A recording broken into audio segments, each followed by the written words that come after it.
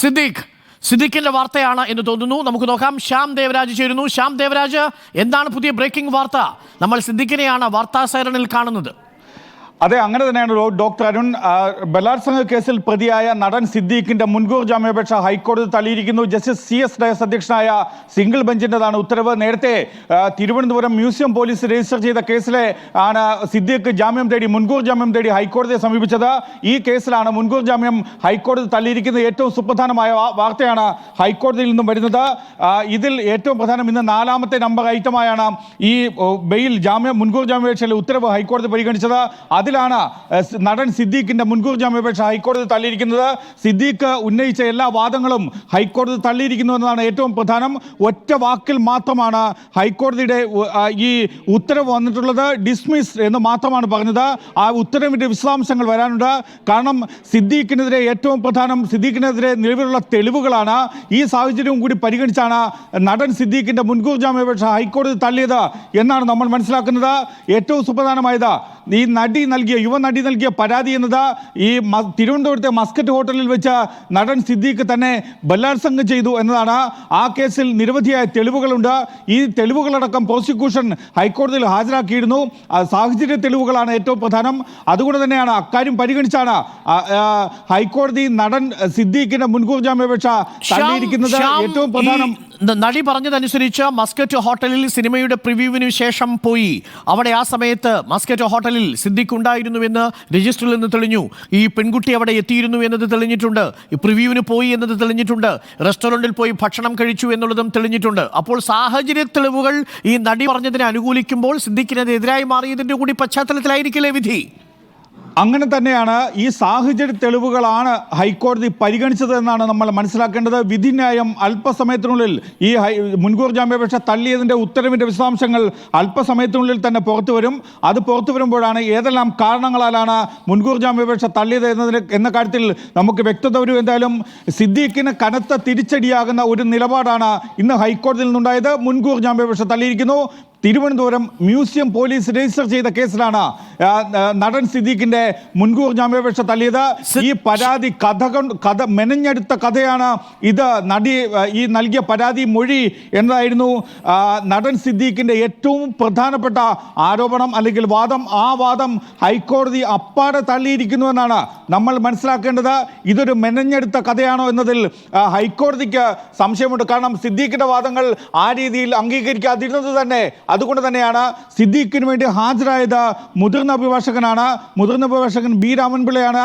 B Raman Pillai എന്നത് കൊച്ചിയിൽ നടിയെ ആക്രമിച്ച കേസിൽ 8ാം പ്രതിയായ നടൻ ദിലീപിന് വേണ്ടി ഹാജരാകുന്ന അതേ അഭിഭാഷകനാണ്. ബി രാമൻപിള്ള ശക്തമായ വാദങ്ങളാണ് നടൻ സിദ്ദീഖിന് വേണ്ടി ഉയർത്തിയിരുന്നത്.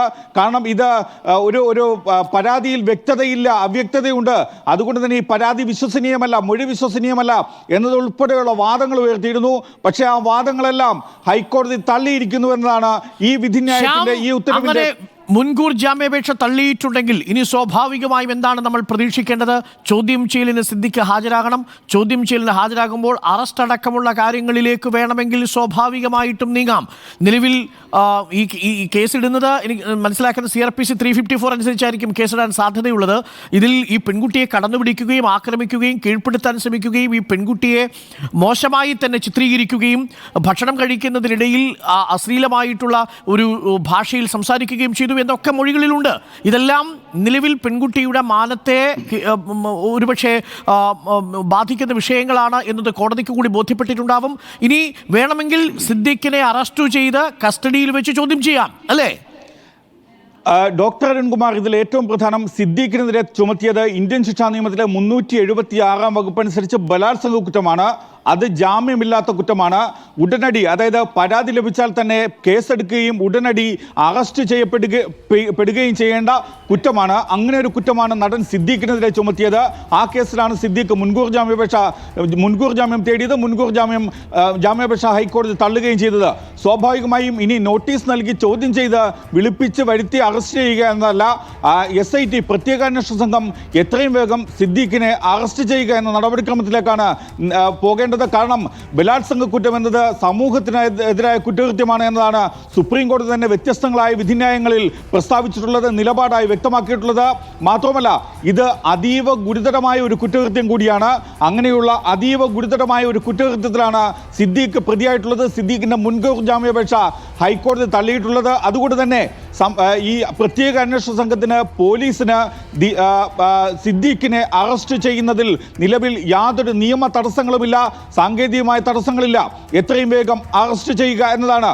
ചോദ്യം ചെയ്യാൻ നോട്ടീസ് നൽകി വിളിപ്പിച്ച് അറസ്റ്റ് ചെയ്യേണ്ട സാഹചര്യമല്ല ബലാത്സംഗ കേസുകളിലുള്ളത് എന്നതാണ് ഏറ്റവും പ്രധാനപ്പെട്ട കാര്യം. അതുകൊണ്ട് തന്നെ നടൻ സിദ്ദീഖിനെ എത്രയും വേഗം അറസ്റ്റ് ചെയ്യുക എന്നതാണ് പ്രത്യേക അന്വേഷണ സംഘത്തിന് മുന്നിലുള്ള നടപടിക്രമം. പക്ഷേ അതിനപ്പുറത്തേക്ക് സിദ്ദീഖ് അടുത്ത നിമിഷം അല്ലെങ്കിൽ മുൻകൂർ ജാമ്യാപേക്ഷയുമായി സുപ്രീം കോടതിയെ സമീപിക്കുമോ എന്ന കാര്യത്തിൽ നമുക്ക് കാത്തിരുന്ന് കാണേണ്ടതുണ്ട്.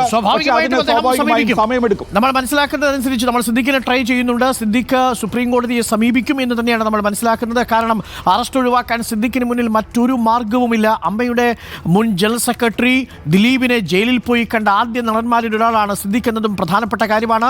അന്ന് ദിലീപിന് വേണ്ടി ഹാജരായ അതേ അഭിഭാഷകനാണ് ഇന്ന് സിദ്ദീഖിന് വേണ്ടി കൂടി ഹാജരായിരിക്കുന്നത്.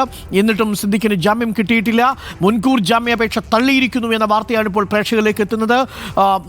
നടിയെ സിദ്ദീഖ് തിരുവനന്തപുരത്ത് മസ്കറ്റ് ഹോട്ടലിൽ വെച്ച് പീഡിപ്പിച്ചു, ബലാത്സംഗം ചെയ്തു എന്നതാണ് പരാതി. 376 CRPC ഇട്ടാണ് ഇപ്പോൾ കേസെടുത്തിരിക്കുന്നത്.